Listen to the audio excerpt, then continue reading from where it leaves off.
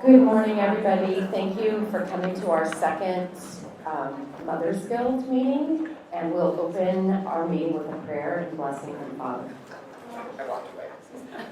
Welcome, everybody. And I think this is a great venue for this. We usually are in, a vast barn of a place, and I think this is very intimate. So let me put this down so I can pray. And in case you don't know the history of this room, this was the Jesuit community dining room. Nobody was allowed back here. And if I can say this in Untitled Texas, no women were ever allowed back here in the old days. So for about the first 80 years of Loyola High School existed. It's a great thing. It's a liberation of the room. It's a great thing. And the warders used to, the Jesuits would sit in here, and the warders would sit out there, and the warders would serve the Jesuits as it should be, I think.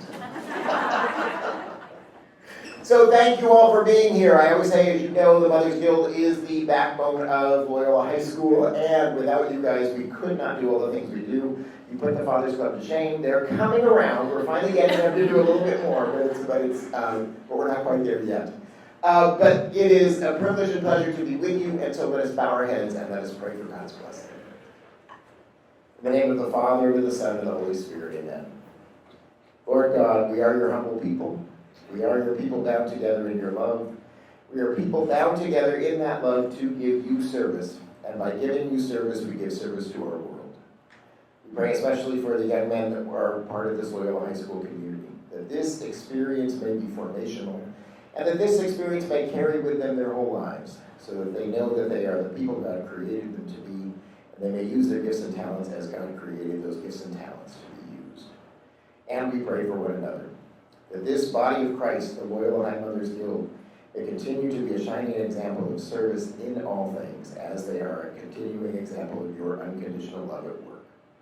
And we pray together that all that we are and all that we do may reflect your glory, as we say, glory be to the Father, and to the Son, and to the Holy Spirit, as it was at the beginning, is now, and ever shall be, world without end. Amen. St. Ignatius of Loyola, pray for us. Oh, we can do a little better than that. So raise the roof in this room. St. Ignatius of Loyola, pray for us. Good job. In the name of the Father, and of the Son, and of the Holy Spirit, amen. Thank you all. Thank you. Do you want to borrow one? No, I've got it. I think I have the exact same pair. Oh, you do? Okay. We are videoing this meeting this morning, and we will have it online. So if you're wondering maybe what that contraption is, we have 3 speakers today, and we're going to try something new. And you can check the site out later today. I hope it'll be up. We're going to start with some business and get to our speakers. Corinne, do you want to take a photo right now? Sure. Okay. Corinne likes to have a photo of the meeting. Sorry. Ready, 1, 2, and 3, and then one more of like, I'm so happy to be here in a way this morning. Hello, hi. Perfect. Thank you very much. Thank you.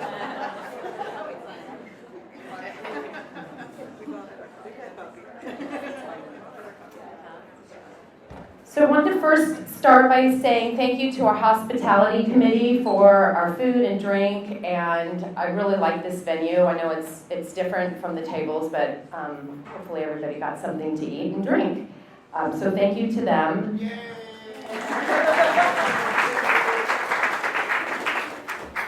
As you all know, we had our blue-white party in September, and hopefully most of you were able to make it. If not, definitely put it on your agenda for next year. It was a super successful evening. We had to almost kick people out. So, as we said, we knew it was a nice party when you have guests that aren't interested in leaving right away.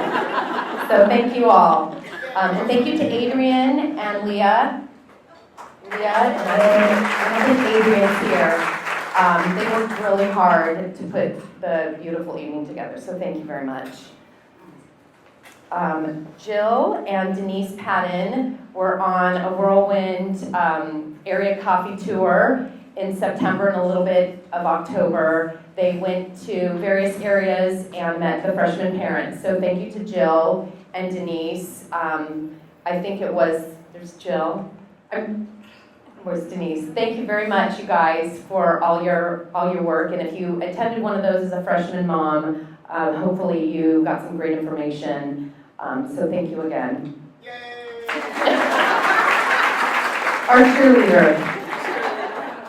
In September, the same day we had the Blue White Party, we did a walk with Homeboy, the 5K walk. There were about 10 of us that did participate in the walk.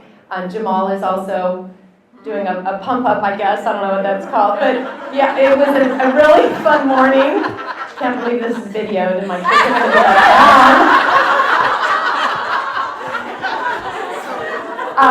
but hopefully next year we'll get a bigger group. It was a crazy day between the walk and the Blue White Party and setting up. And thank you to Heather. I know she's here somewhere for organizing it, our community service coordinator.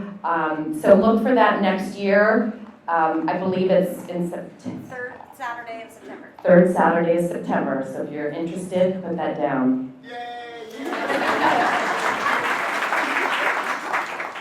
Thank you all for your donations this morning for the Maryville girls. I know the gifts are greatly appreciated. They put together stockings, and we have a former mother who is, I believe, president of the Maryville. I'm not sure if that's correct, but anyway, thank you all for your donations.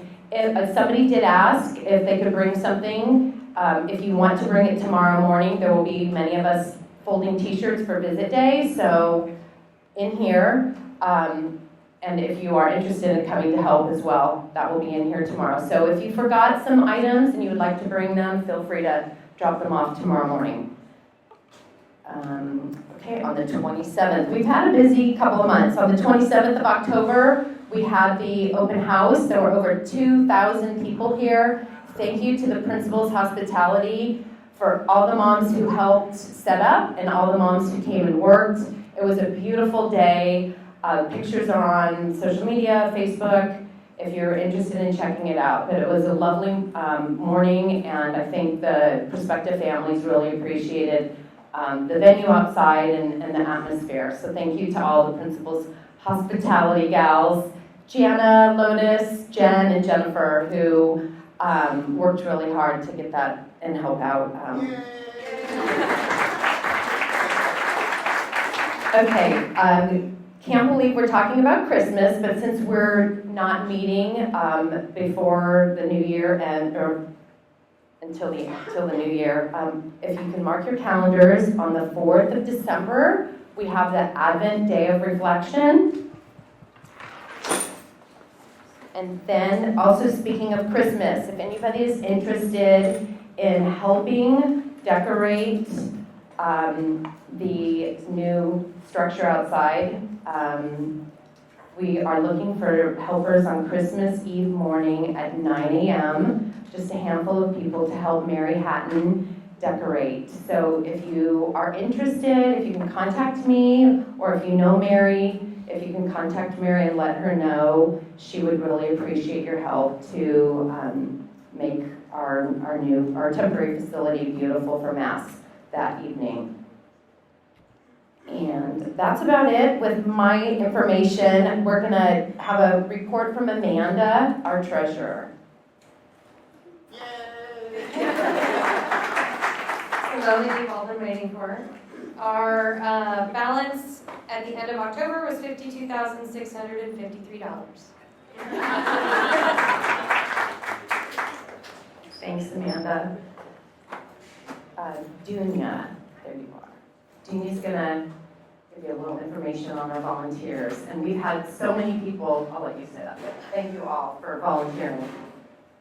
Yes, thank you. And I always feel aligned that this is, the Mothers Guild is the backbone of all the events that happen, and we're only as strong as the volunteers, and I thank each and every one of you for volunteering.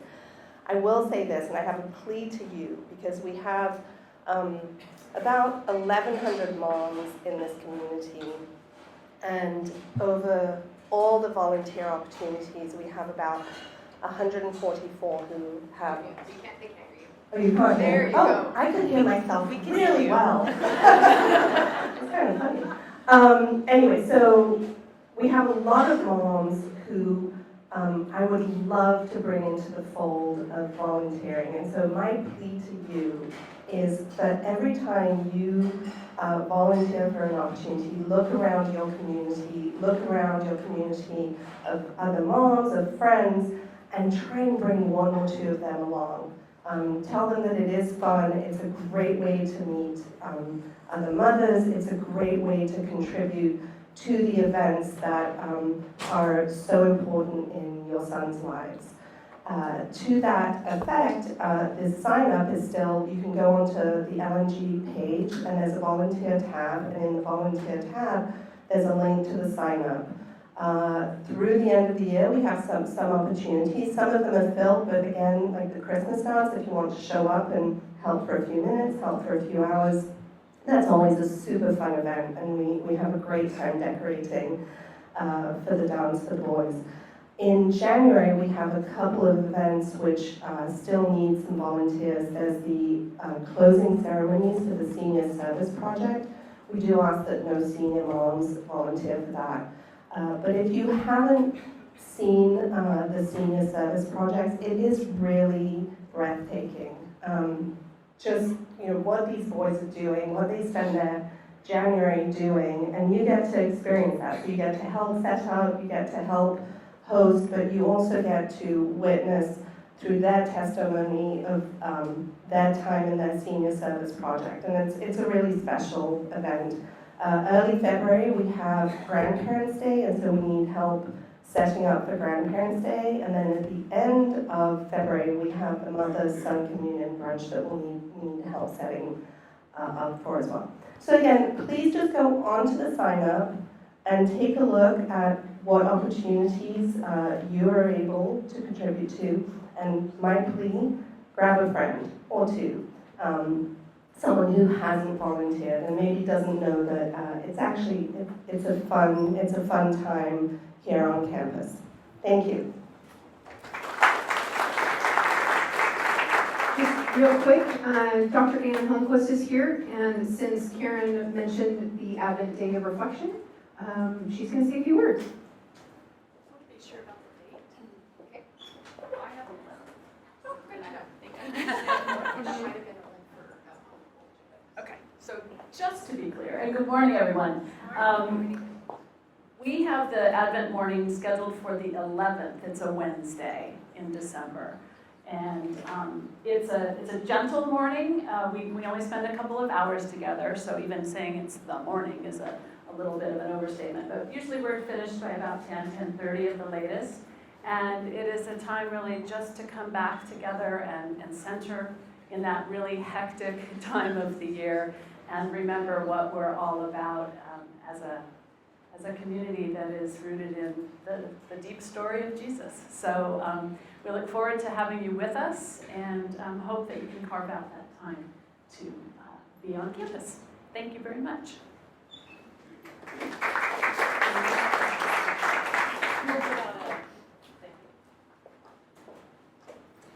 I'm going to quickly draw a raffle for a gift from Cub Corner. Isabel, just says plain Isabel. Is that you? Yeah.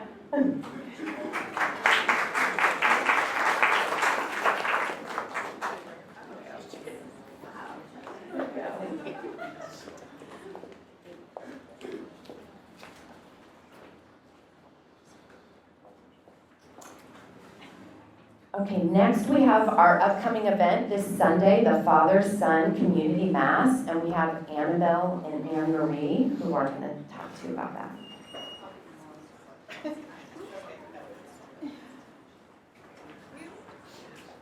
Good morning, everyone. My name is Annabelle Rojas. This is Anne Marie Morris. Here, I'm trying to hide. I'll be at that. This Sunday is our Father-Son. Thank you. Is our Father-Son Communion Mass. In previous years, we've had a big brunch, and we had it at Xavier Center. So things are a little bit different this year. We'll be having it in Levy Gym. The morning starts at 10 a.m. Actually, it starts at 9 a.m. for pictures, and we'll start Mass at 10 a.m. And then out in the Malloy Commons, we're having a breakfast reception, so it'll be more of a continental reception. And pictures will continue after that. And we'd like to encourage you to maybe speak to the dads and encourage them to make this a day. Maybe after breakfast they can go home and change and go somewhere fun, or if they're all dressed up, maybe they can take advantage and find like a really nice place for lunch and maybe get together with some other dads and sons. And maybe this can start to be like a date where they can hang out together, every year when they come to the father-son. So, anything else, Dan? I think that's it. It's going to be it's a new format, but a fantastic opportunity to enjoy each other's company, and some things set up for the fathers and sons, a few games out there, get them moving, so kind of their mode. Yeah, It's so a day for them. a little different, but it will still be really special. Okay. Thank you. And thank you for Corinne, because she's been helping us a lot. There you go. Thank you. Our next event is on Monday, this coming Monday, and it's Visit Day. Corinne is going to speak to us about that. So Monday we have 8th grade student and parent visitor day. We have an extra 1,200 people on campus. We have a lot of people who signed up to help our tour guides. So we have hospitality in the morning, and we've got a few people signed up for that. And then we also have people who will be assistant tour guides that will accompany our faculty and student tour guides to help answer questions and be available. If you are interested in helping out with that and you haven't already signed up, please let me know, send me an email. You can go on SUG. I think all the spots are filled on SUG, so I'm not sure if you can add to that. But if you want to let me know, we're grateful for any parents that can help, because those are groups of about 75 to 100 parents per group. So it's quite a few people to corral, and lots of questions and interactions are appreciated. So if you would like to participate and help out with that, please just let me know. Thank you so much.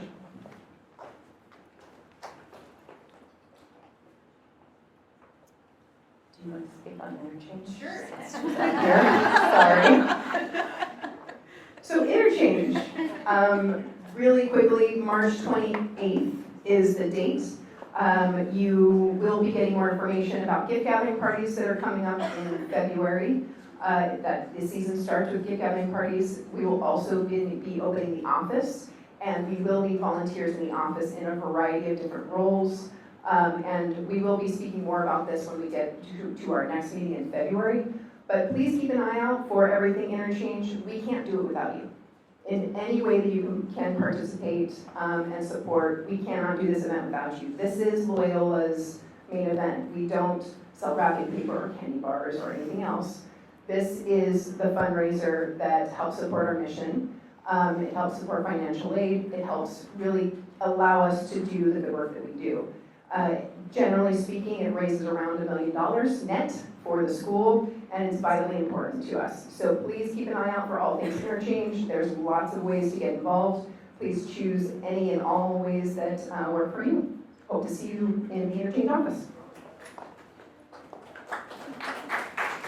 Thanks, Corinne. And just to clarify, especially for the new moms, so the Loyola Mothers Guild's largest fundraiser is our spring luncheon, and interchange is the high school's biggest fundraiser. We help them with that by staffing the office and procuring gifts, etc. So please, if you're interested in helping, I think it's a great opportunity to also get involved, just wherever your talents are. The next event we'll have is our big spring luncheon, and Charmian is going to speak to you about that. Good morning. I am Charmian, and I am one of two of the moms co-chairing the luncheon this year. The other mom is Raquel Berto. She's at work this morning. Oh, sorry. So just a couple of important dates. The luncheon is on April 25th, so please put that down on your calendar. And then coming up, one important date is November 20th, which is the table chair meeting that's going to be here on campus. The other important date that we want you to know is that the portal for the hostess fees is going to open up on January 6th, and your table chairs will be reminding you of that and sort of telling you what that's all about. But just remember that it goes on for about a month, starting January 6th. And if you have not identified a table, or if you've not contacted a table that you want to be involved with and you still don't know where you should sit, please come and see me after the meeting and I will help you with that. November and December are sort of strong planning months for the luncheon, and so it would be, I would not want you to miss out on that fun part, so if you haven't identified a table, please come and see me. And again, remember that the luncheon is April 25th, and setup week starts the Monday before the luncheon, and that is really the real fun of the event. So put that down on your calendar as well, that it is really kind of a week event. April 25th is the day to remember though.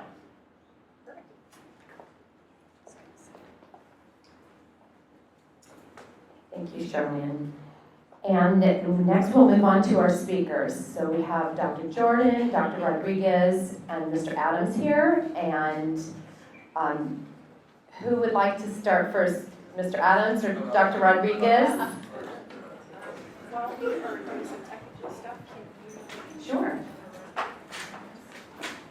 Okay, I'm going to draw another one while we have some technical issues. Dr. Jordan in the room? He was. Hey, Jamal, can you see if Dr. Jordan's, I just need to connect his computer. You know, if he's nearby. You want to connect it now, or? Is it, sorry, you guys go ahead. We'll figure this out. Yeah, this way you can look at the screen. Don't look at me. There you go. I'm going to quickly call out the name Carolina Susnar.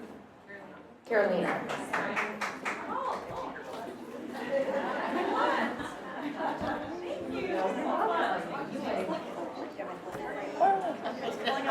So this is Dr. Riquez and Miss Angela Moran of the Community Service, and they're going to speak to you about some service opportunities. So thank you for inviting us to be here. I was sharing with Dr. Jordan and Mr. Adams that before I pursued my doctorate, I was admitted to the USC School of Social Work. And so I showed up to the orientation, and it looked a lot like this. I was like, oh my gosh, there's like 5 men. I didn't know that social work was predominantly dominated by women. But it was very intimidating. I thought, wow, I'm feeling right now, getting that USC flashbacks right now. But a couple things I want to just say before we get into the logistics is, I want you to think about the last time you engaged in service. What was that like to encounter a person that you know needed something? Maybe a blanket? Is that better? Okay. I want you to think about the last time you did an act of service, whether for an organization or on your own, or maybe something your family does on an annual basis. And I want you to reflect on that feeling. What was it like to give something? Not to expect anything in return, but to give. Greg Will talks a lot about this idea of kinship. He talks about service as the hallway. But we don't want to get stuck in that hallway. Service is good. We want to go into a larger room that he calls the ballroom, where kinship happens, where there's a deep connection, where there's an encounter. Our job is really provide your students, your young men, with access to opportunities of encounter. That's all we're doing. You've already planted the seed of love, of care, of desire, of service. You've done all that. All we're doing is we're tapping that open again. Because he is going to get lost in 4 years of academics, athletics, girls, his body's changing, he's starting to smell, he's going through all these realities. Sophomores are really stinky here, I don't know what it is. But he's going through all these realities. Identity. Who am I? Who do I want to become? Whose am I? There's a lot going on. And so our job is to tap into what you've already planted in him. The desire to be a great person for others. That's all we're doing. To provide them access to service opportunities, to encounter opportunities. We went through an opportunity of rebranding and marketing. I'll use those words because I don't know if they sound fancy. I have no background in that. We're now called the Center for Service and Justice. The rationale for a name change and a logo is twofold. One, we wanted to bring together what we do with service. In Catholic social teaching, we talk about service as one foot. Charitable acts, transaction. You need a blanket? I will keep you warm. You're hungry? I will feed you.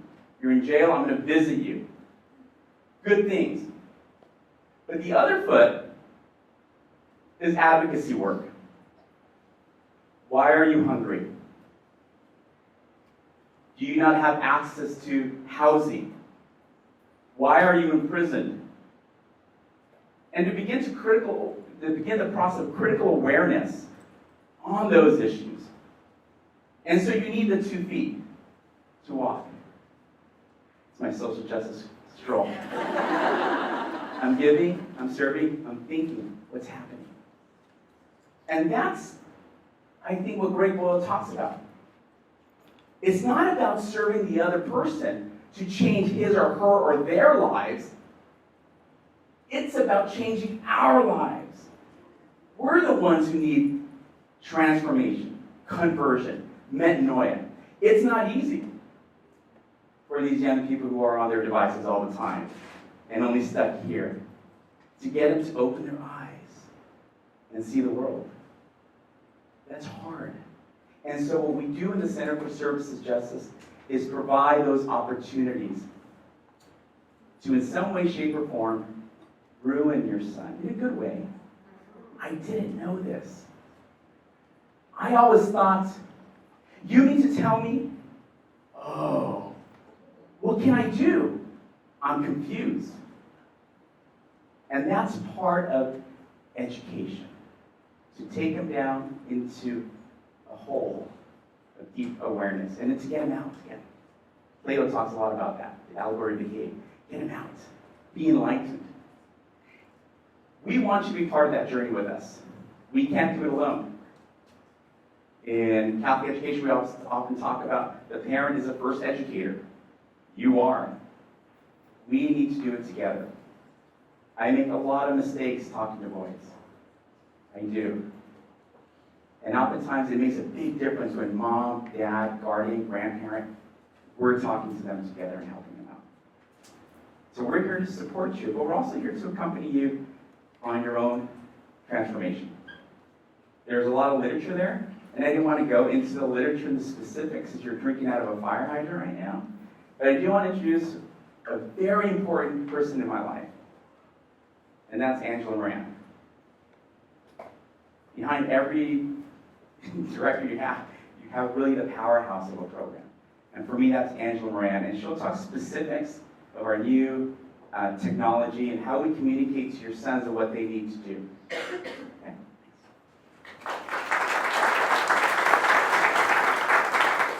Good morning, and we do have some handouts in the back table that goes over in more detail what Dr. Rodriguez was talking about, what our center does, what our mission is, and so feel free to pick them up before you leave. So, I'm a mom. I had 3 boys come through Loyola myself. I've been involved in community service for a volunteer for 3 years. I was on the Mothers Guild, and I was the chairperson for community service. And then I started working at Loyola. So I've been working here for 13 years. So this is my work hat, but I understand what it's like to try to walk that path, try to help your students, your sons, understand what community service is. And it's all about communication, okay? I'm just going to go over some quick details. Feel free at any time to contact Dr. Rodriguez or I. Come in, email us, call us. We're happy to, explain things, to go over some programming that is coming up. We're there for your sons, but we're also there for you. So, freshman moms, your kids, your sons are actively doing their community service right now, or should be. So, freshmen, your sons are engaged in our HSPT program. We've brought the service to your sons, and that's what they're required to do for community service. Each year, as you know, or you may have heard, that community service is a graduation requirement. So sophomore year, we're transitioning the boys into a wider field of what they're going to do. So sophomore year, there are clusters. There are 8 clusters that we've developed. Each cluster is focused on a different need in the community. And for example, cluster number 1 is mentoring and tutoring youth. Cluster number 2 is working at a organization or with an organization or community that is experiencing food insecurity. So they go on and on. Junior year, your sons will be expected to even branch out further and experience something new. We have over 100 service sites that we're partnering with annually where your sons can select an activity. And I just want to mention really quickly, because I get this question a lot, and so does Dr. Rodriguez, what counts for community service and what counts for that graduation requirement? 2 main factors. The first one is direct service, which is encountering those that you're working with, engaging with, that direct interaction with the community. The second is that you're working with a community population that is in need. They're underserved, they're marginalized. If you have any question about a service site that you know about, and maybe we don't, because we certainly don't know about everything that's going on in LA, come talk to us. Send your son in to talk to us. We're happy to learn about new organizations, and if they fit those 2 criteria, we're happy to approve them for your sons to go out. And then finally, our senior year. Our senior year is our capstone of community service, where our students, after they've started here with their 10 hours for freshmen, moved up to the sophomore level, then have opened up and become more aware of what's going on in the community junior year. By the time they're seniors, they're ready to go out, and we send them out for 3 weeks in January, working full-time Monday through Friday at a senior project center. So that's it in a nutshell. Again, we're happy to go over details, but really quickly, I just want to talk briefly about our different platforms for communication, not only to your sons, but to you. And many of you may be confused. You've heard mobile serve in the household, or I don't know how to create my mobile serve account, or what do I do? Mobile serve is our new platform where our students will create an account, and they should have already, and that's where they're going to log all their hours. It's a great thing for us to utilize. We can see where our students are at. It's also a great record for students as they move up each year. So when they're seniors and they're applying for scholarships, or they want some type of physical record of what they've accomplished in community service or what they've engaged in community service, it's there on their account, and they can reference that. So can their counselors. Mobile Serve is a student portal. It's not, parents should not be making accounts on it. It's for students only. The other way that we communicate solely to students is through Canvas. Anybody heard of Canvas? Any of your kids mention Canvas? So each student here at Loyola has a Canvas course page for each of their classes, including community service. At each grade level, they should have a course page for community service. On that page, it lists what their year is about as far as community service, what are their options. There are all kinds of links. We'll send out emails and announcements through that portal as well. So parents can access that, and it's a great resource. But as a mom, what I encourage you to do is when your sons come home, tell them, Dr. Rodriguez mentioned this, and Mrs. Moran, put it on us. Say that we mentioned their opportunities, that maybe you want to get involved with as well, like the day of service, senior project. And you know what, can you open up your community service Canvas page and just, can we review it?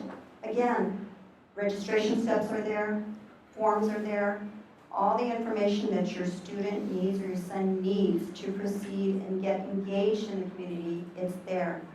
So just, have a snack with them. Sit down and say, I know you have a Canvas page. I can't get to it. Can you share it with me? Because I'd like to get involved as a mom too. Not with your project necessarily, but I want to be part of community service. I want to get engaged, okay? We do have, for parents, we do have someplace where you can go on the Loyola webpage. If you were to go on to Student Life, there's a tab up on top.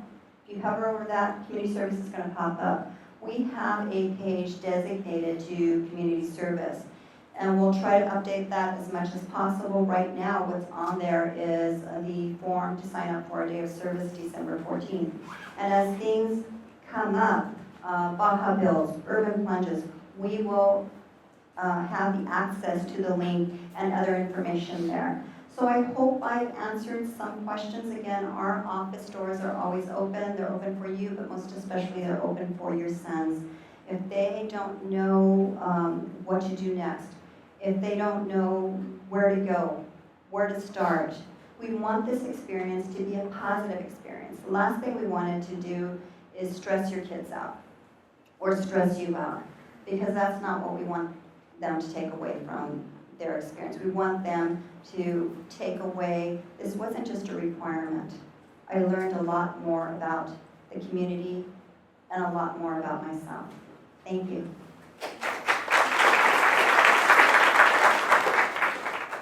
Is there going to be another raffle? Because I'd like to introduce Jamal Adams. Any raffles? There is an announcement. There is a car license plate 4X. No, I'm just kidding. Is Cruz here? Jackson Cruz's mom? Oh, you're here. Jackson Cruz, Jr., extraordinaire. He designed our logo for the Center for Service and Justice. So shout out to Jackson Cruz. So Jackson Cruz and I sat down for 2.5 hours over the summer. You can just imagine just a room in my office just talking and brainstorming. Everything's in abstract concepts. But he pulled it off. And so I want you to capture the essence of service as it started with the Christian Action Movement way back in the 70s. And he said, show me a picture. What are you talking about? So I showed him this picture down on page 156 of the 150th yearbook, now on sale in the bookstore. And on this door, it was old 70s kind of mustard colors, like green and yellow. I want you to capture the essence of what Father Jim Root did and make that the logo. But I want you to modernize it. And it's got to have something Jesuit, something Ignatian. And he got the sunburst and these colors, and he radiates. And it's going to become our lapel pin for the students when they graduate who are part of our leadership team. I want to mention that because in the Center for Service and Justice, my next door neighbor is Jamal Adams.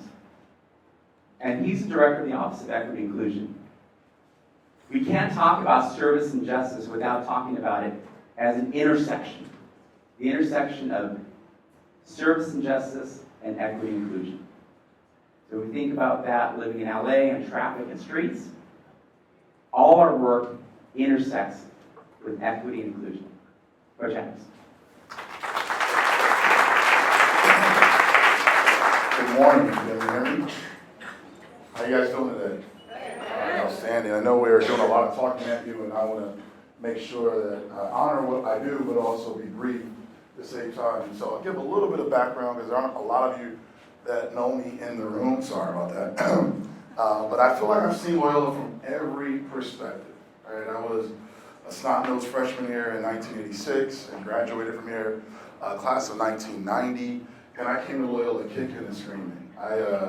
I was a public school kid. My father just really felt like, and mother felt that this was the best educational opportunity for me. But little did they know how much I would be formed by a lot of things that we're talking about today in my 4 years here. I was lucky enough from here to go to basketball at Columbia. I did the whole finance thing for 12 or 13 years, and then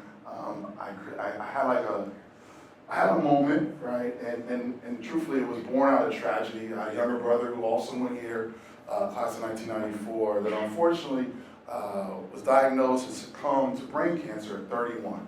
And it was at that crossroads in my life. I really I had 2 little kids, my wife. I was pretty dissatisfied with what I was doing in finance, and was also coming back here and coaching basketball as an assistant coach, but I've always felt like this place has been a beacon for me, a beacon of light, and really helped usher me from a young man or a boy, I would say, to a man. And so when the opportunity arose to come back to Loyola 13 years ago, I raised my hand, and so now I hold a multitude of roles here at Loyola. As you heard, a lot of people call me coach because I am the varsity basketball coach.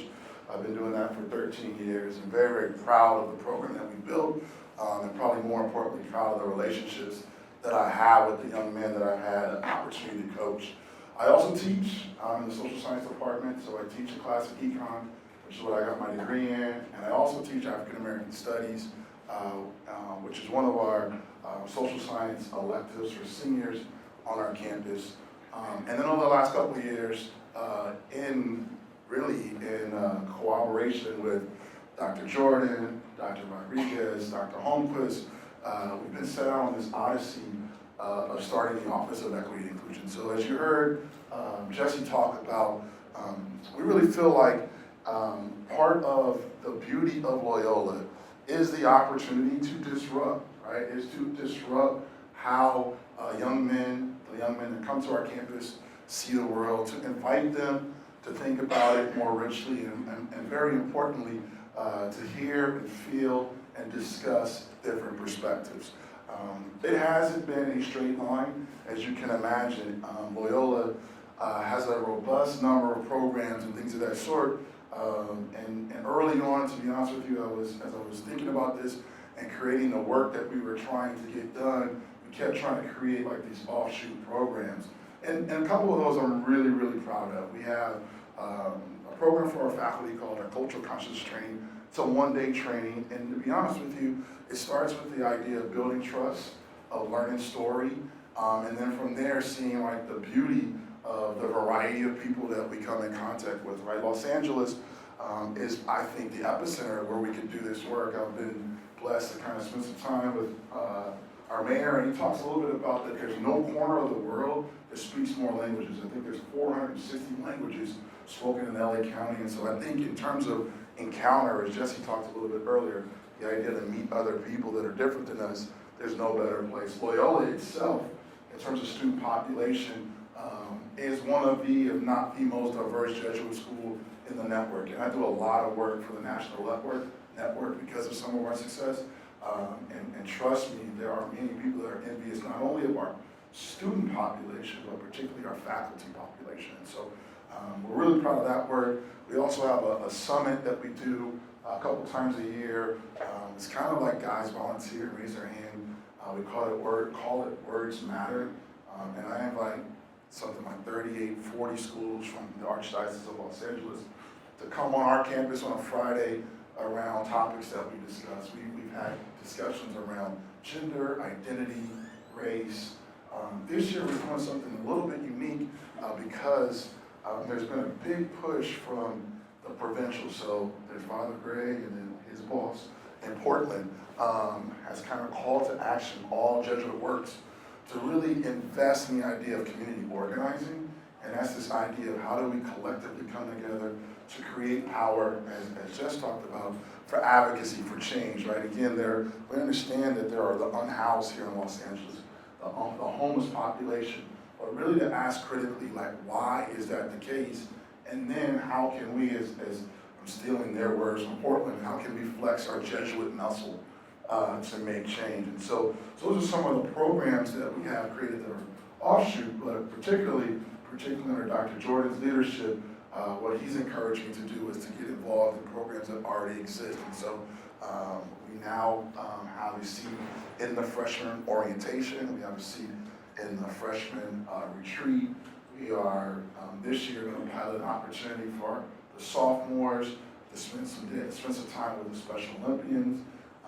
Last year, if any of you guys have sophomores, we took the freshman class on a day and did a community walk to show the type of people that live in this community, the vibrancy of the Pico Union community, and we will do that again for the current freshman class. And so, again, we are really trying to create, again, a culture of encounter. And when people ask me, what my dream and hope is for the Office of Equity and Inclusion is how do we live well together? We live in really, really complicated times. And I think that oftentimes we struggle to get into some of these conversations because, well, we'll say like, oh, we shouldn't be political. Well, I think we really should engage our kids and all of our adults in political conversation. Where we oftentimes break down is when we get to the polls, we get partisan, right? And my hope and dream for our students and for all community is that we would continue to engage, that we will stand in these difficult moments, that we will listen, and that we will learn, and that we will encounter. And so, much like the community service, in the same suite, again, the Center for Service and Justice includes community service, Dr. Rodriguez and his program, and on the north side of that office is my office, Office of Equity and Inclusion. We collaborate. I think if you ask anyone who would walk in here that works at Loyola, it's like if they see Jesse, they ask where's Jamal, and vice versa. We are very much tied at the hip. And I even think from a national standpoint, we continue to get invited to do things together, and we do believe that there is an intersection between the work that I do as well as community service. So again, I do appreciate all your time today. I want to make sure, the one thing I was going to say, I thought Jesse, just so that the last part I would talk about is that I am a father of a Loyola alum. My son graduated here in 2015 and just recently graduated from Cal Poly San Luis Obispo.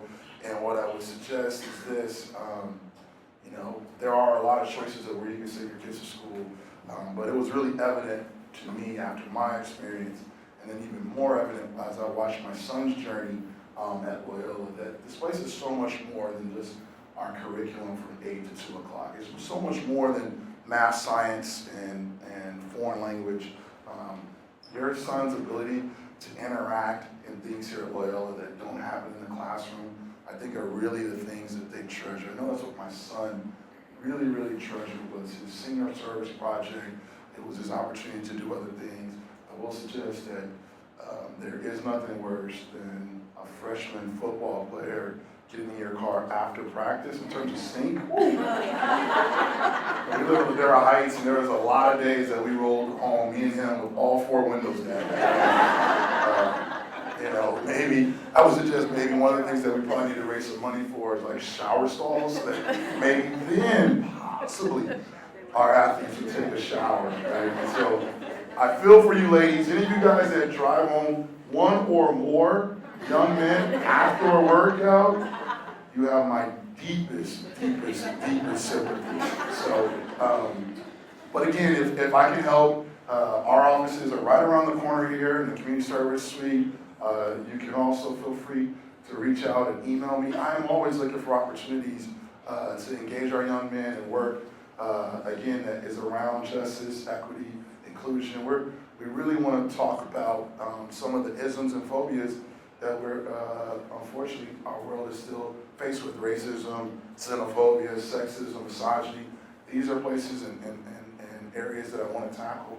And if you have some expertise or can lend some support, I am always willing to meet and hear from all of you all. And so, again, thank you for your time, and I hope you have a wonderful day. With that, I'm going to introduce Dr. Paul Jordan, who, as another man, I'll let him tell you all the hats. What's important to me to talk a little bit about, which is, I think, also the beauty of Loyola High, is that I was lucky enough as that snot-nosed freshman and sophomore to play up basketball here at Loyola. My sophomore year, I was on the varsity basketball team, and one of our senior leaders, and now one of my dearest friends, was Dr. Paul Jordan. So as you can see, right, we kind of keep it all in the family. And now, to be honest with you, he is my direct supervisor, and his growth just overall and his leadership style really do inspire me, and I really hope that you all hear all the wonderful things that he is in charge of here at Loyola. I know specifically he's going to talk about counseling, but you couldn't have a better ambassador for Loyola to come up and speak to you guys. So, Dr. Paul Jordan. Thanks, Good morning. I've gone through a number of emotions already. I thought we were going to be watching the morning show. So I'm relieved about that, certainly. I'm also thinking about, like, I always tell this story, but I went to USC when I graduated from Loyola in '88. And kids walk in my office now and they see my USC department, they're like, wow, Dr. Jordan, you went to USC? I'm like, thinking in my head, like, well, like 75% of the people got in when I went to USC back in the 80s, but I'm not going to tell them that, but I'm bummed that Jenny and Julie are here because they were friends of mine in college, so I can't blow up my credentials for USC, so they'll certainly be able to call me out. But I just wanted to run through some of the highlights of the counseling department, some of the outcomes from last year, lay out some programs that we had. I know we're kind of limited on time, so I always like to leave time for questions, and I always make the disclaimer, I am not a counselor by trade. I don't do it every day. I lead the department. I help support them. I've been doing that for about 10 years now. We've made a lot of changes in the department, and we're still growing. It's an evergreen field. The dynamics are changing, as you all know. So I always make that disclaimer. I will tell you if I don't know it, and I will get you an answer. And that's one thing I've learned that's very important to do. Also important is, I'll probably reference, maybe some of you know this, I have 4 daughters, which is a great irony in my life working out in all boys high school. A great pain in my wallet because of the tuition implications there. But I also use them as a reference point, and I can relate to a lot of what you're going through if you have a daughter, but also a son. I have a freshman, Lucy, who's at USC. I have Claire, who's a senior in college or in high school, and then I have identical twin girls who are freshmen in high school. So I have three teenage daughters and one just out. So it's nice to come to work sometimes, but then it's nice to go home and get that softer side too. So, but I'll reference them and my experience with them as well because we're knee deep in it and kind of going through it. So just to talk a little bit about what happened last year, because that's the most relevant data we have. You can kind of see how many kids there were. Applied about to 11 schools on average. Again, the college list I think is a misunderstood thing, and I always want to talk about that. If you do it right, there should be schools that your son doesn't get into. And I had to talk to my daughter about that. She got into her dream school. USC was her first choice. She was more upset about not getting into UCLA than she was about getting excited getting into USC.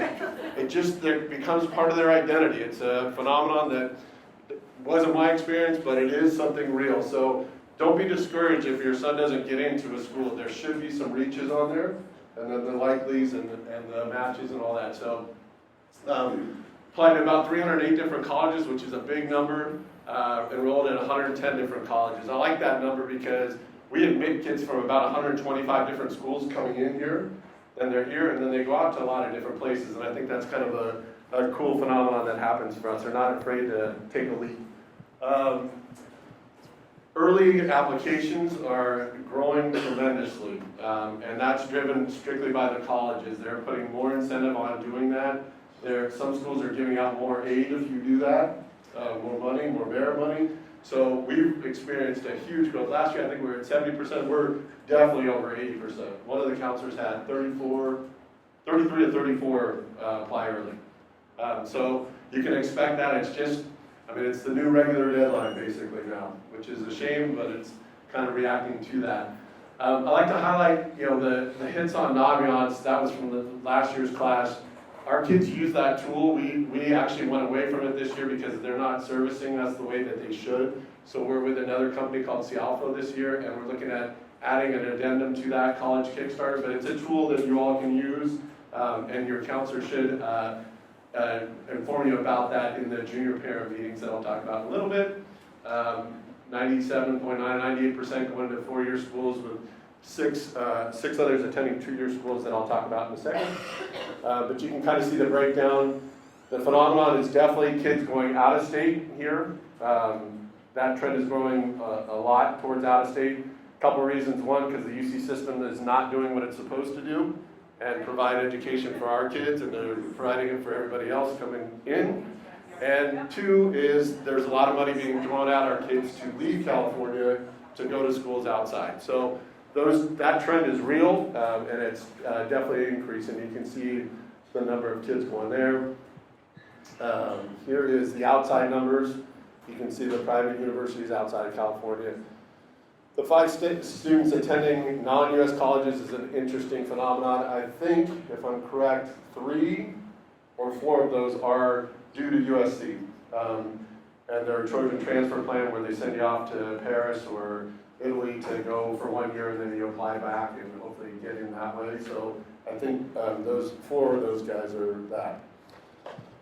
Here's the outcome data. So these are Jesuit schools where the students went to different Jesuit schools. You can kind of see LMU is making a little bit of a resurgence with us. There's an inverse relationship between us and, well, I'll say LMU and Santa Clara. The kids up north all want to come to LMU, and the kids down here all want to go to Santa Clara. It's just enough away from home, an hour flight. So that's a pretty steady, it went down for a little bit, but that's a big number for LMU these days. But you can kind of see the Jesuit schools there. I think that amounted to 20%. The 2%, the 6 students that I talked about that went to 2-year schools, that is predominantly finance oriented, just kind of knocking out some units at a lesser rate to transfer into a 4-year university. And we will track that to make sure they ended up getting there, but in most of those cases, that's what's kind of going on there. And then you can see the Ivy League. We sent 10 kids to Ivy Leagues last year. So this is always a big question. Where do our kids apply? Proudly I say USC, but at the same time, it's hard because there's a lot of kids that aren't getting into USC from here that deserve to be there. And that's a difficult thing. I mean, I'm going to put up a slide in a second that says 35 guys got in last year. And that's a big number for one school for them. I think we were their #1 private school feeder last year. But 103 guys didn't get it. And that's a difficult message and a hard thing to swallow. So I'm proud of the fact that kids are applying there, but I'm also sensitive to the fact that it's gotten, unlike when I applied, it's gotten very difficult. I'm sure you were much more qualified than I was, for sure. Anyways, but Santa Clara is always a big draw, Jesuit school up north, and you'll see they take a lot of our students as well. Who knows what goes on with the UCs? I'd be lying if I said I understood exactly what they're doing. But I know that they're not doing what they're supposed to be doing in general in terms of admitting qualified California students. I know last year UC Irvine was the most applied to school by California seniors, so it was pretty impacted. All those are pretty consistent. Which schools accepted the most? So you can see Santa Clara takes really good care of us. In general, our averages here, like, again, I'll use USC, they were, I think, at a 10% admit rate last year, maybe a little bit less. And our average at Loyola was like 23% accept rate. So we're doing really well, doubling the national average. I would say that's definitely true at most of these schools. But still, there's definitely some heartbreak involved in that as well. SMU is definitely on the rise for us. There's Texas schools, and I'll talk about our reaction to that in a second, but Texas is becoming a strong destination, I would say. So here's where everybody went. In terms of the top 10, you can see USC up there, and then LMU. Tulane, at the bottom, is a new one for us in this top 10, I would say. What they're doing, and they're very blatant about it, if your son is interested in Tulane, there is zero doubt that he should apply early there. They make no bones about it. I think their admit rate after early, I think I heard yesterday in one of our meetings, it was 1%. Like, they're just blatant about it. Like, if you want to go to Tulane, you better apply early. And they they're making a statement by doing that. So, but you can see some of the other usual suspects up there. You know, SMU and TCU, like I mentioned, are growing in popularity. I like to talk about our first-gen population just because it's an area that we've grown quite a bit in. Surprisingly, 17% of our population is first-gen. And the definition for that is that neither one of your parents have received a BA in the United States. So there's some gray area there in terms of international or not, and this is the definition that a lot of the colleges use. So that's what I did a lot of research on this, and we arrived at that definition as well. But we have a kind of an incoming class in the prior to freshman year in summer school that allows the students to kind of get on an even playing field in terms of their knowledge of what college means and you know, vocabulary around it and credentials. So here's some things that are going on. How many freshman parents are in the room? Okay. Did all of you sign up for parent meetings with counselors? Yeah? Cool. So we implemented this program, I believe, last year. We did it in the spring last year. It's a half-hour touch point with your counselor to kind of meet and talk about what to expect and to address the college piece and to say, we're going to see you in junior year about that. We're definitely going to get with you. We're going to have a meeting. How many junior parents in the room? So that you'll be meeting in the spring with your counselor for about a 45-minute family meeting to talk about the college list, the college process, and inform you. But we did the freshman parent meetings for a couple reasons. One, obviously, to check in on your son, see how they're doing, see how you're doing with the transition, talk about upcoming courses and things that you should be preparing for, and then to let you know that the college process is there. We'll start with you in the junior year, which is appropriate at this point, and we got you. We got you on that. So the first couple of years, we're just focusing more in on his well-being here and his academics and course selection and emotional well-being. So those are two programs that we've been implemented in the last few years. The freshman ones are going on right now up until December 10th, I think, and then the junior parent meetings will start in the spring after we get back for second semester. So I talked about the switch from Naviance to Cialpo. We're talking about adding a Texas college tour or somewhat in the South. You can see the interest level from our kids and the kids that are actually going there. So we're investigating that. That could be an option hopefully next year. We recently allowed juniors to start going to college presentations. We had, I think this year we're at about 170 different college representatives on this campus for kids to get contact with and to meet with. Some of those schools use demonstrated interest as a criteria for admission, meaning how much have you reached out to the school and shown that you want to be there. Because they're all about the yield game, and they want to know that if they offer you a spot, you're going to come. So one way to demonstrate that is through contact, and that's why we felt like the juniors at least need to start that process. So I'll just tell you, if you ever visit a college campus, go check into the admissions office. Even if he's not that interested in it, go check in. Get your name on a paper that says you were there, they'll track it. There's a lot of software now that if they send you emails, have your son reply, just say thank you, or something, because they can track whether or not the emails were open. So this thing has gotten very precise, like schools that say we use demonstrated interest, they mean it, and they've invested in it with programs that track your engagement with the school. But there are a lot of schools that don't. The USC does not track demonstrated interest. It's not something they're worried about. Some of the schools just don't. They don't have to because they have so many people applying that it's not a concern for them. We did the essay workshop on October 7th just to let you guys know that is an exercise where in the first day of the seniors' English class, they get assigned the Common App essay or essay from an application that they're going to use, whether it's Common App or UC's. That's an English assignment or an English paper. And they have 3 weeks to basically complete it. The teacher grades it for content and for grammar. And then we bring in 30 college representatives on a Sunday from schools that our kids apply to, and sometimes it's even the rep that'll actually be reading the final one. And they get 25 minutes to go over that essay with them and get feedback. And so it's a pretty cool experience to be able to do, and sometimes they can get to 2 or 3 reps depending on how many we had. I think we had about 180 or 190 seniors come this year. An amazing opportunity for sure. We've started addressing a little bit more aggressively learning differences and trying to educate our faculty about that a little bit more. So that is something that we are continually looking at. Those of you who have athletes, I started this about 3 or 4 years ago because there was definitely a disconnect.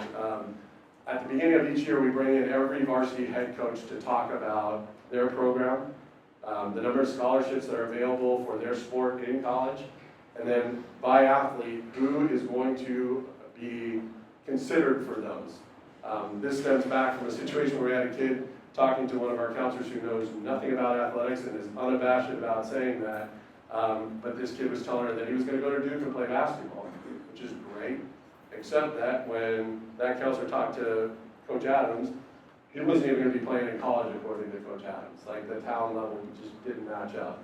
And so that gap kind of left a lot of confusion. So now when the coaches come in, they're very clear about this student could be a Division III, Division II, or in some cases, even a Division I. And there's a lot of communication about that. So on the athletic front, I think we've done a good job of being in communication with each other.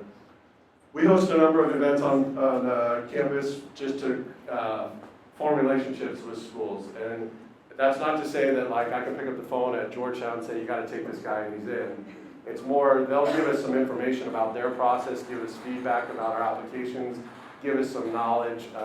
But it helps to have those relationships. And I just wanted to highlight, these are the schools, we took the top 30 schools that our kids have been applying to.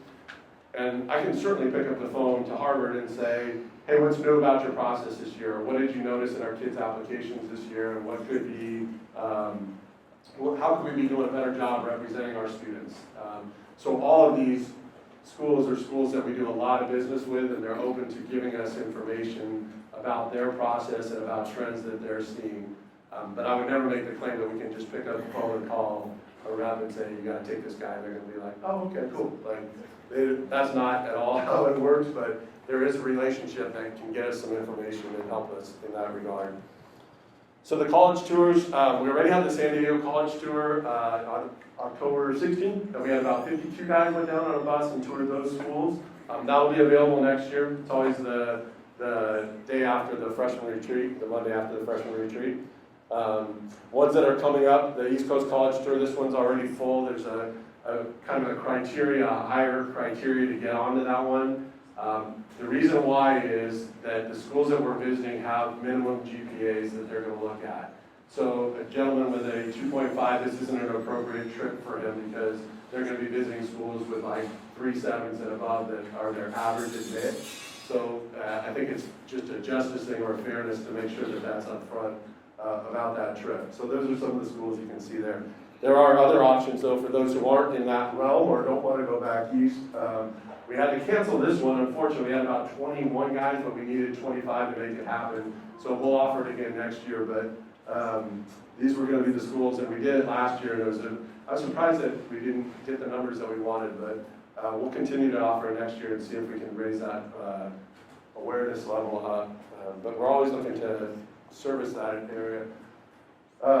California College Tour is waitlist only at this point. That happens during Easter break. We've made a little bit of a shift to focus more on schools that are up north and start up north. In the past, we started down here and kind of worked our way up the coast. But then we were kind of talking, and we're like, well, you can always go visit UCLA or Santa Barbara. That's an easy jaunt for a family from Los Angeles. But to get up north and go a little bit further was our goal. So we've kind of reshifted a little bit of that to focus more up north. But there is a wait list. If you want to, you can call the counseling office and get on that wait list. Very popular trip though. As the Midwest one, we've had a lot of people, when I talk about kids going out of California for college, this has been a phenomenon. Indiana has been a rising star for us. They have a great business school. Our guys are really interested in that. But you can see the schools, we send kids to all these schools now. And they're rising and rising because of the trend of leaving California. So I put possible openings up there.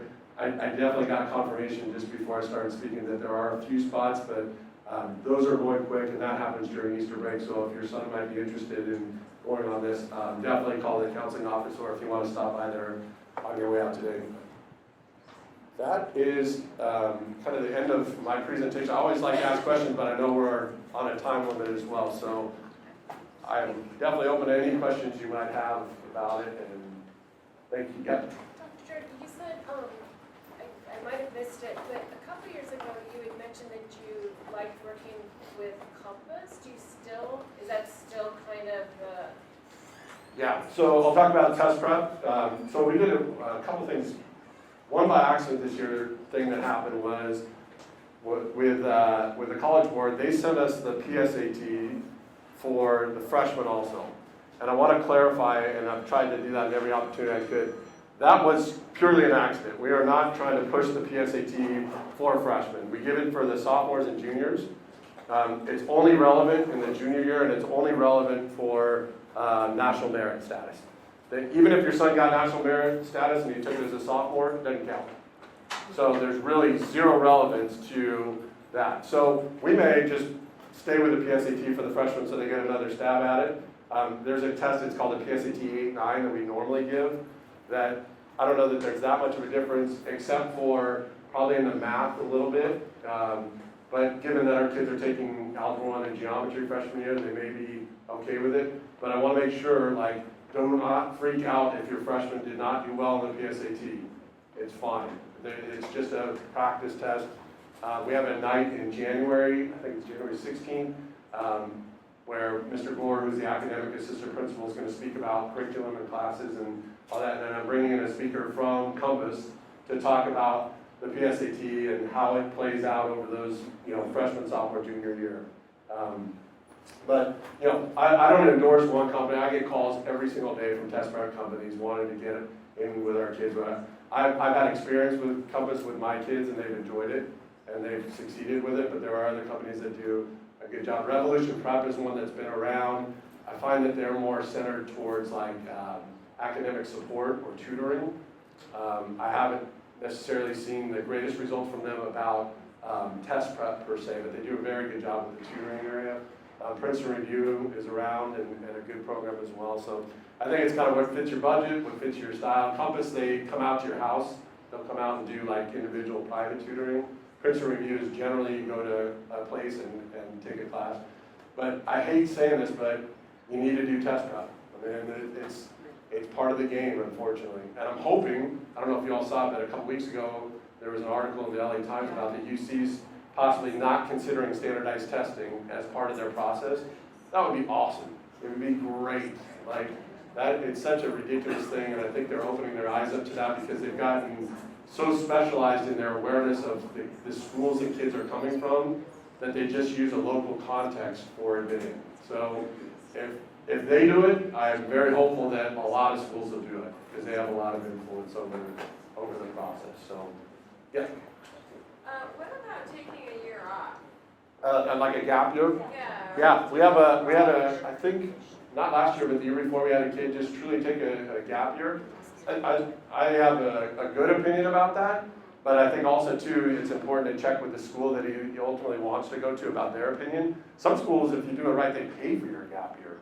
There's, I think, North Carolina or Duke, one of those, if you design a year of learning in some capacity and submit it, you can get it funded. Because I think if you talk to any of the colleges, they're dealing with the phenomenon that we are, but on a grander level. They're getting kids that are burnt out, broken down, tired, don't know how to take care of things by themselves, and they want to know that these kids are going to be able to sustain themselves on campus and be mentally well. So that being the case, if a gap year achieves that and kind of creates some independence and some personal learning, I can see the wisdom in them supporting that. It makes good sense to me. So I think it's a fine option. I just think that you have to be very clear and communicative with the college that they're going to go to, that that's a goal of yours. And that I haven't heard of schools saying no to that. But what if the kid doesn't know what he wants to do, so he takes a year off to help figure that out and then applies? Is he at a disadvantage because he doesn't have the support of the high school? I don't know an official answer to that. I mean, I have an opinion about that. It's a dangerous thing to do because it's kind of a murky area. There's a story. You would have to be able to tell that story very well to a school as to why that happened. And that would be in the essay, that would be in the recommendations. Because if you just kind of leave that, they're going to take it however they want in terms of, did this kid have an issue? Was there something going on? Are they going to be capable of sustaining themselves at the school? I don't want to say it would be bad, but I think it's a risk for sure. Yeah? So then two things. In her case, or someone's case like that, would you recommend that child just go to a junior college, do something? Stay engaged. And then mine was regarding options for kids that are not truly, I'm sure you've seen them, college-bound type kids, and are interested in a trade. Yep. Carpentry, art, cooking, photography. Yep. Does the counseling office have anyone in particular that kind of is promoting or talking to those kinds of kids to show them the different options rather than them feel like, I don't know, they can't go that route, so therefore what do I do? Right. Yeah, I'd say the answer is yes if that's expressed. That doesn't come up very often in our population. Like we were just talking about, we got approached by, I think it was the Air Force, to put out a table at lunch. And we had a conversation about it. We already have Air Force in here to speak to the kids, but it's the academic side. But generally, we arrived at, that our population really doesn't seek out enlisting right away. There's usually some type of education in front, and then they enlist afterwards. But I think if it's expressed to the counselor, sure, they definitely have the resources to connect them with a trade type experience or whatever. But it isn't, I wouldn't say in our wheelhouse, because that's generally not our population. But I have confidence, all the confidence in the world, that they would research and get you to the right place, for sure. There's another question back there somewhere. Yeah. You mentioned College Kickstarter. Is that something they have access to now? Not yet. So we had we had a presentation yesterday about it, and it's something that I didn't have a lot of awareness about, but having seen the presentation, it has a lot of validity to what we do. Selfishly, and please take this in the right way, it would hold you all accountable in a better way. Because what we struggle with sometimes is a counselor will say to a kid, your list is not balanced. Like, I had a family in here at the beginning of this year whose son got into one of 14 colleges that he applied to. And the counselor had said, this is not a good list. Like, you are all reach, or reach and maybe likely. And sure enough, that's how it played out. And the parents were upset, and they had signed off on this list. If you're applying to schools that are all 25% or less acceptance rate, that's crazy. Like, it's not one of those things where you cast out 20 and assume 2 will come back. None are going to come back. Like, if one school doesn't take you, they're probably consistent across the board. So I don't say this to freak you out. I'm more saying that the list needs to be reasonable, and there needs to be reaches on there certainly, but there needs to be matches and likely to get in too. And so what College Kickstarter does that I saw yesterday was it basically grades your college list. And it says, like, this family that I met with would have gotten an F. For sure, there's no question about it. Because they applied over their skis, or over their son's skis, and it's great, except that, he did get into a good school. The one he got into was a good school, but it was amazing that they felt that passionate about applying to all these schools when the counselors tell them no. So if we were to use College Kickstarter, and we do this already anyways, but we would print out that list with that grade. It grades every college list and have you sign off on it, knowing that you're signing off on maybe a D, maybe a B, maybe an A, but that it's realistic and likely that he's going to get into some of those schools. Does that make sense? But it's also, I don't mean to paint that negatively, it's also a tremendous program. There's a lot about merit aid and financial aid, and strategies about if you apply early to this school, then you should apply regular here based on data. And the advantage of us doing it versus you individually doing it, you can sign up for College Kickstarter for $125 and you get an account. And that's great, except that your son's being compared to national data. If we as a school adopted it, it's our data. So it'll be the likelihood of going, to a certain school based on others' information that we're at Loyola. So that's why I'm inclined, I like the program. I got to get them down on their price a little bit because I think they're a little bit high. But the functionality of it is pretty amazing. So I'm hoping either we do like a little pilot this year and implement it next year, or we just go all in this year if I can get the price down. Yep. So the Kickstarter would be made available to juniors? Yeah. So we would start it with the junior class. Yeah. Because this process is already pretty much done, and they do it in a strategic way. It's like a calendar year subscription. So you kind of have to do 2, which is really smart, but I'm going to try to maneuver that one a little bit too with them, because we're going to be a good get for them in terms of a client. If they could go out and say Loyola's with them, then they would do well with that. So, Jen? I heard someone mention that, Ambiance and all this wonderful data. Yeah. You guys have it, so it's Yeah. helpful. Is that transferring to Yahoo? Yeah. So the answer is yes, but honestly, that data wasn't that helpful. I mean, if you look at, I think we're working in maybe 2 to 3 year cycles now. I mean, we had Naviance back to 2010, but in 2010, USC was, 25, 30% admit rate? Now they're 10. Like, I think the advantage to something like College Kickstarter or C Alpha is we're going to be able to crank out relevant, good information that is 2 to 3 years out at the most. But yes, we were able to transfer over the data from Naviance to C Alpha, for sure. And then in turn, if we go to Kickstart, they'll start aggregating data and compare it to the national as well. So it's amazing the intricacies of these programs now, but we're in a better place. Naviance was a good tool for a while, but they're a business and we're better serving large districts where they have big contracts. As a one-off school, we couldn't even get them on the phone. So, Jenny, what? I was talking to another parent, and she had heard, I don't know if this is the case or not, in applying to UCs, that you should really only apply to, like, say you're interested in only UCLA, but not Cal. Don't apply to Cal because that it could dilute your possibility of getting in, that they won't admit you to both. Yeah, I think that's true, from what I've heard, because those two are the most competitive ones, for sure. So I think it's good to pick one or the other. Could you repeat that question?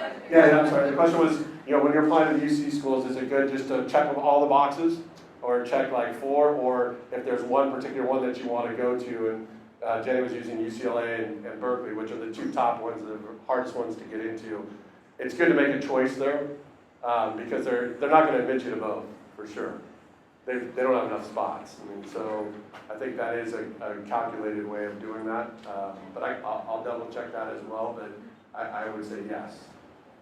Just on that note, I mean, my daughter is in LA Unified. She did get into both, but her reach school was SC, and that was what denied her. So she got into both. So it is possible. Yeah. I don't know what they're looking for. I don't know how they sort that all out, but yeah, me either. it is possible. I mean, they turn away some really great kids. It's unbelievable. And like I'm looking at this like, the parent, the family that I told you earlier, they were talking about USC. That was their goal for their son to go to USC, and I think he was like 4.1 and 32 on the ACT, something like that. And that was their question. They're like, what was wrong with his application? And I said, there's nothing wrong with his application. The problem is, in particular, that school has gotten so competitive that 5-10 years ago, our top guys were not applying to USC. It wasn't a good enough outcome for them because they worked really hard to get their 4.5 and their 1,500 or whatever it is. And now all of a sudden it's gotten attractive to those kids because it's selective, it's highly selective now. So the kids that weren't applying 5 years ago are applying now and they're getting in. So it's just a different phenomenon. Am I in trouble? No, so, sorry. Yeah. Just out of respect for your time and Dr. Jordan's time, it is a little past 10 o'clock. So for those who might need to leave and who are being so polite and don't want to get up, if you guys, we're wrapping up for the meeting, right? We don't have anything else. So we want to thank you so much for being here. Dr. Jordan, are you able to answer? So if there are additional questions and you want to continue to talk to Dr. Jordan, he will be here. We look forward to seeing you very soon at an event, volunteer, interchange, luncheon, and we will see you next time. Thank you so much for being here. I'm curious, I feel like Leah. Hi, Leah. Yeah. Yes, Mark. Yeah.